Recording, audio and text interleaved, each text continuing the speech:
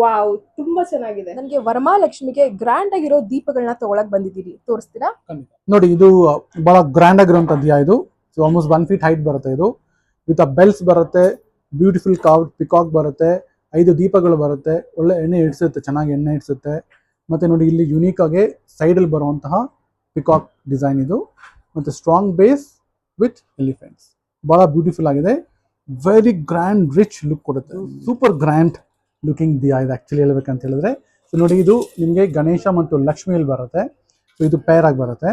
So very beautiful with ಗೆಜ್ಜೆ ಬರುವಂಥದ್ದು, bell ಬರುವಂಥದ್ದು, ಮತ್ತೆ ಇಲ್ಲಿ ಎಲಿಫೆಂಟ್ ಕಾಲು ಎತ್ತಿ ನಿಲ್ತಿರುವಂಥದ್ದು, ವೆರಿ ಬ್ಯೂಟಿಫುಲ್ ಕಾರ್ವಿಂಗ್. ಸೊ ಮತ್ತೆ ಇಲ್ಲಿ ಕೂಡ ದೀಪ ಅಂಟಿಸ್ಬೋದು ನೋಡಿ, ಇಲ್ಲಿ ಎರಡು ಕಡೆ ಅಂಟಿಸ್ಬೋದು. ಆ್ಯಂಡ್ ಅಗೇನ್ ಬೆಲ್ಸ್ ಬರುತ್ತೆ.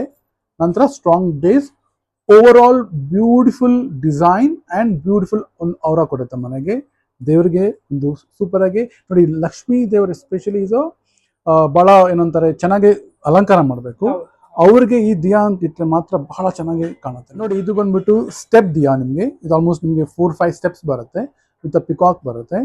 ಸೊ ಎಲ್ಲಾ ದೀಪಗಳು ಅಂಟಿಸಿದಾಗ ನಿಮಗೊಂದು ಬ್ಯೂಟಿಫುಲ್ ಲುಕ್ ಬರುತ್ತೆ. So it will be a very different experience all together.